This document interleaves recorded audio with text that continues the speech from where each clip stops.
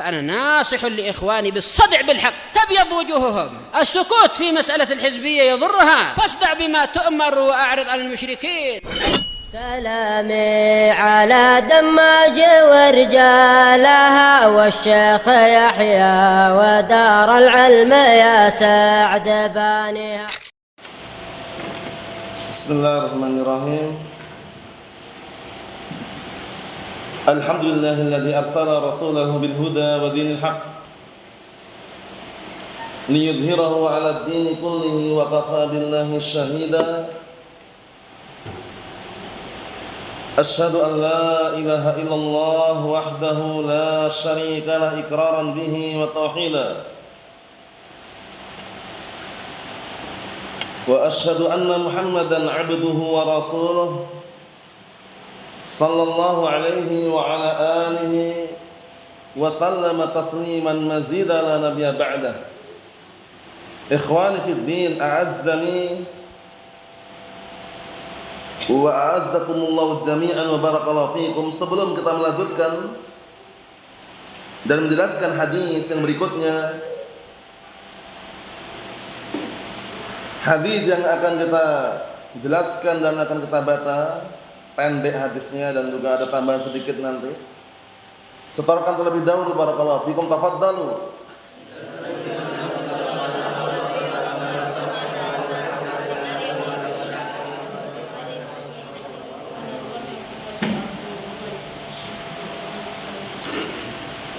Na'am, ahsantum, barakallahu fiik, a'anakumullah. Kita baca sekarang, disimak baik-baik halaman yang ke-32. Qala al-mu'allif asbahullah al-bara'atu min ahlil bid'ah wal ma'asi. Termasuk adab seorang pencari ilmu dan akhlak seorang pencari ilmu adalah berlepas diri dari pelaku kebid'ahan dan pelaku maksiat. Jangan sampai kita akrab dan rukun dengan mereka, tidak ada pengingkaran terhadap kemungkaran yang mereka lakukan, senang dengan bid'ah yang mereka kerjakan, jangan. Karena apa? Ahlul ma'asi, orang-orang pelaku maksiat itu ketika maksiatnya besar, itu ada kemungkinan berpotensi untuk apa? Allah Ta'ala datangkan azab buat mereka. Wal'iyadzubillah. Paham ya? Karena termasuk kezaliman. Sedangkan kalau sudah datang azab Allah Ta'ala, bencana yang Allah Ta'ala berikan kepada hamba-hambanya, maka di situ tidak pandang bulu. Yang muslim juga kena, yang mukmin juga kena, yang baik juga kena, yang kenal sunnah pun kena juga. Yang ahli bid'ah wad dhalal memang hukuman untuk mereka. Oleh karena itu Allah Ta'ala memberikan ultimatum dalam Al-Qur'an Karim, wattaqu fitnatan la tusibanna alladziina dzalamu minkum khassah. Dan waspadalah kalian terhadap fitnah ataupun ujian yang tidak menimpa hanya orang-orang zalim secara khusus.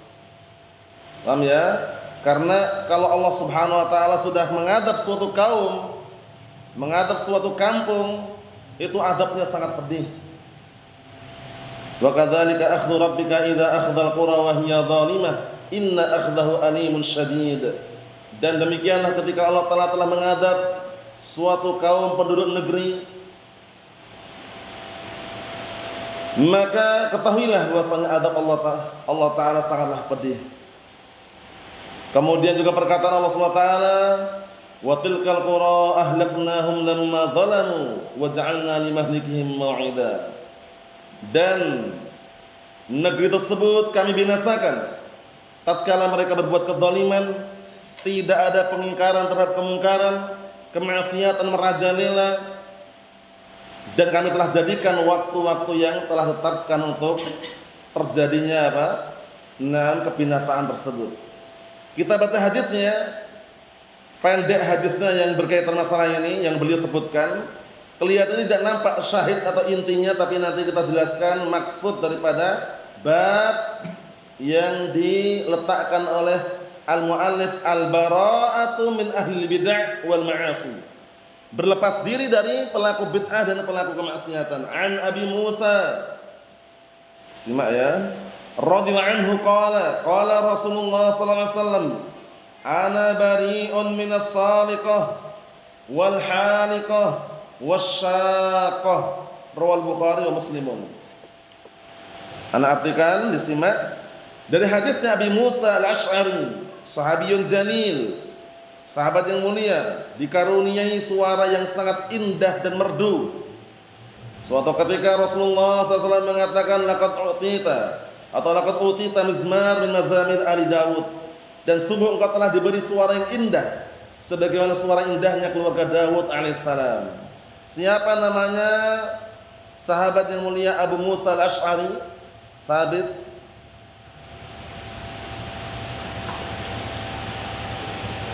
Lupa? Marwan?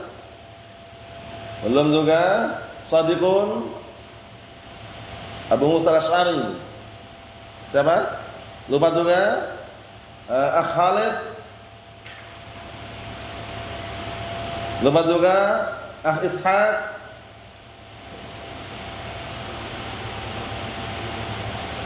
Abdullah bin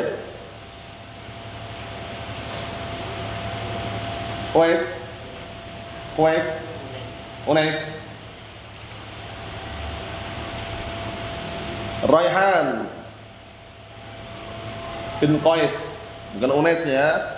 Abdullah bin Qais Al-Asy'ari radhiyallahu anhu. Asy'ari itu Yaman, Al-Yamani. Dari hadisnya Abi Musa Al-Asy'ari radhiyallahu anhu, Abdullah bin Qais qala, beliau berkata, telah bersabda Rasulullah sallallahu alaihi wa ala alihi wasallam, ana bari'un minas saliqah, aku berlepas diri dari saliqah. Siapa itu saliqah? As-saliqah hiya allati tarfa' sautah 'indal musibah.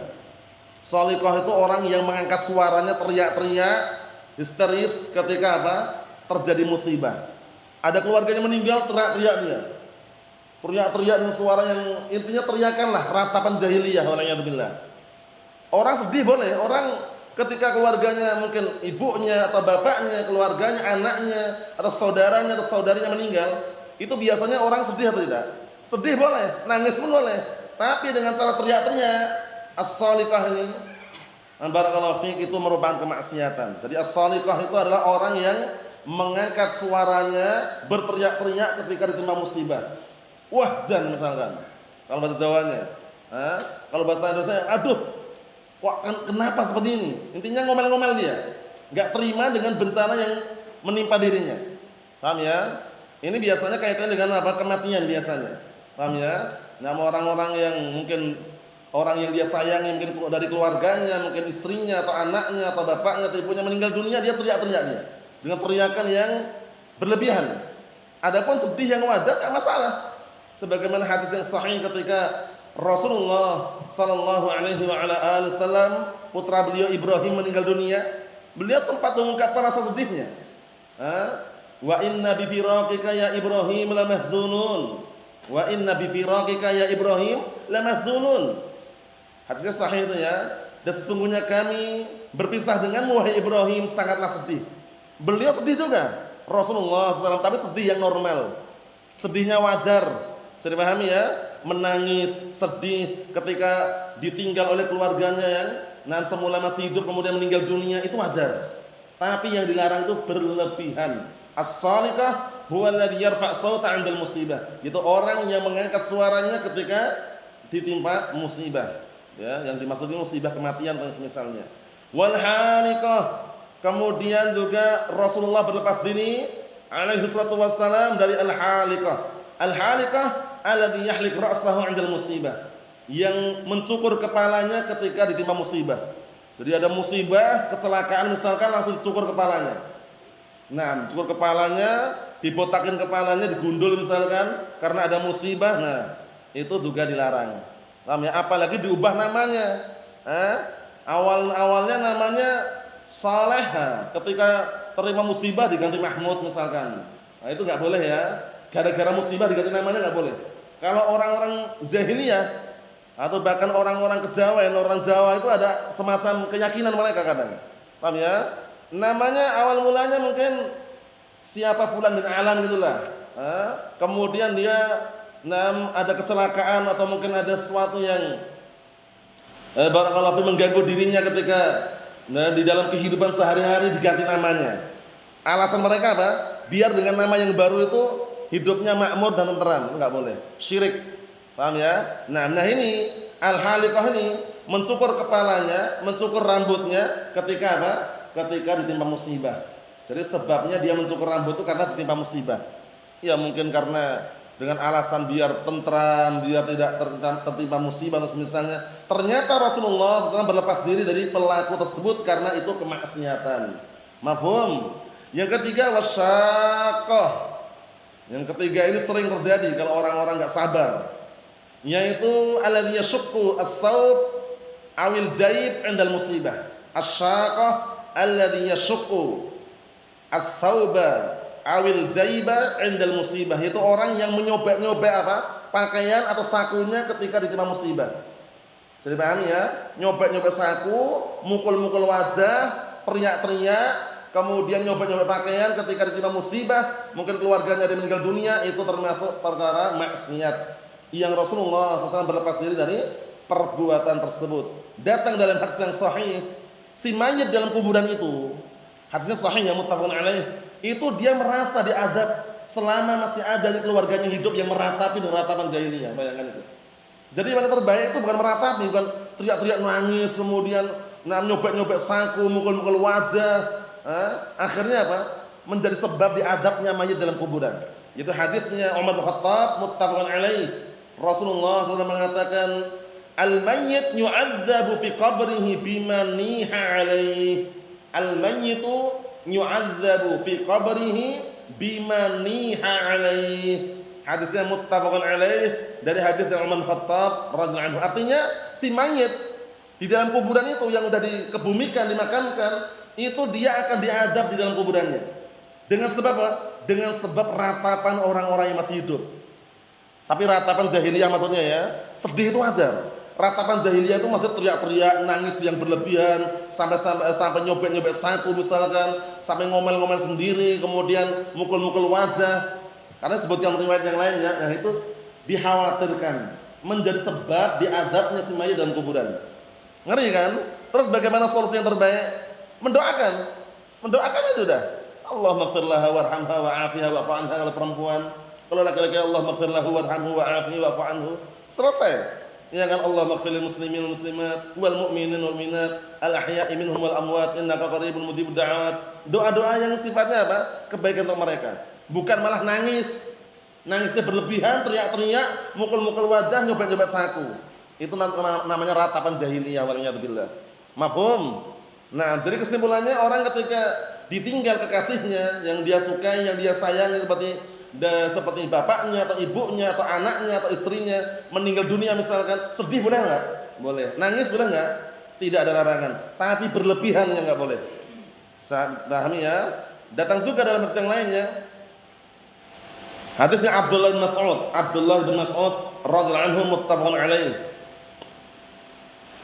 Rasulullah SAW menyebutkan laisa minna man daraba al-khudud wa syaqqal juyub wa da'a bid-da'wal jahiliyah. Laisa minna man daraba al-khudud wa syaqqal juyub wa da'a bid-da'wal jahiliyah. Wa da'a bid-da'wal jahiliyah. Nah, muttafaqun alaih. Perhatikan. Artinya apa barakallahu fiik? Rasulullah SAW dalam hadisnya Abdullah bin Mas'ud radhiyallahu anhu muttafaqun alaih, beliau mengatakan bukan termasuk golongan kami. Lihat, bukan termasuk golongan kami. Berarti berlepas diri kan beliau. Siapa itu? Pertama, man darabal khudud, orang yang mukul-mukul wajah. Wajah dipukul-mukul. Ketika apa? Ketika ada keluarganya meninggal dunia. Wasyaqqal juyub, orang yang menyobek-nyobek saku. Saku ini sobek-sobek, pakaian ini sobek-sobek. Itu menandakan dia enggak terima gitu loh. Enggak terima dengan takdir yang ditakdirkan. Enggak terima kalau keluarganya meninggal dunia. Yang ketiga, wada'a bid'awal jahiliyah, dan dia menyeru dengan seruan jahiliyah. Seruan jahiliyah di sini maksudnya adalah teriak-teriak dengan teriakan yang apa? Ya, yang berlebihan dan tidak bagus, tidak pantas. Yang menandakan dia enggak terima dengan takdir tadi. Paham? Ya, yang dikenal dengan an-niyah, ratapan. Paham ya? Jadi dilarang meratapi si mayit dengan berlebihan. Yang namanya takziah sedih itu wajar. Tapi kalau sampai berlebihan barakallahu fiik, nah, sampai apa barakallahu fiik, sampai tidak ada keadaan dia apa tidak terkondisikan, teriak-teriaknya berlebihan dan semisalnya, maka dilarang dalam syariat ini. Mafhum? Jadi kesimpulannya barakallahu fiik, menyobek-nyobek saku atau teriak dengan teriakan jahiliyah niyahah tadi, ratapan atau mukul-mukul wajah, itu termasuk perkara maksiat di dalam agama Islam, sehingga Rasulullah berlepas diri, laisa minna, bukan termasuk bagian dari golongan kami. Berarti berlepas diri kan? Naam. Kalau yang pertama tadi ana bariun, aku berlepas diri dari apa? Dari orang yang salikah, yang teriak-teriak ketika ditimpa musibah, kemudian halikah, orang yang mencukur rambutnya ketika ditimpa musibah, kemudian syaqah, orang yang menyobek-nyobek sakunya atau pakaiannya ketika ditimpa musibah. Karena menunjukkan itu adalah pelaku maksiat dan kemaksiatan, sehingga dianjurkan untuk berlepas diri dari mereka. Yang terakhir, qala al-mu'allif asbahullah wa bara'atu Ibnu Umar minal qadariyah. Kisah masyhurah, ma'rufah, sering antum dengar, yang dikenal dengan apa? Kisahnya Ma'bad al-Juhani. Nah, Ma'bad al-Juhani pentolan qadariyah, pemimpin qadariyah, pencetus qadariyah. Siapa? Ma'bad al-Juhani. Kita lihat kisahnya. Wa bara'atu Ibnu Umar minal qadariyah, dan bentuk berlepas dirinya Ibnu Umar kepada kelompok al-qadariyah. Ingat-ingat, kelompok qadariyah itu beda dengan kelompok Mu'tazilah, Jahmiyah. Ini kelompok tersendiri nih. Nah, cuman kaitannya masalah apa awal mulanya muncul? Ya, yang dibahas seputar takdir awal mulanya. Paham ya? Kita lihat biar tambah jelas. An Yahya bin Ya'mur qala kana awal man qala fil qadar bil Basrah Ma'bad al-Juhani. Ma'badun al-Juhani.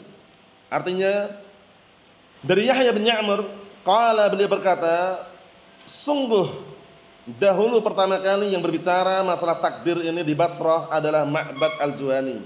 Siapa? Ma'bad al-Juhani. Jadi nanti kalau anak tanya atau antum menjumpai pertanyaan, siapa pencetus pemikiran qadariyah? Ma'bad al-Juhani. Di mana pertama kali? Di Basrah.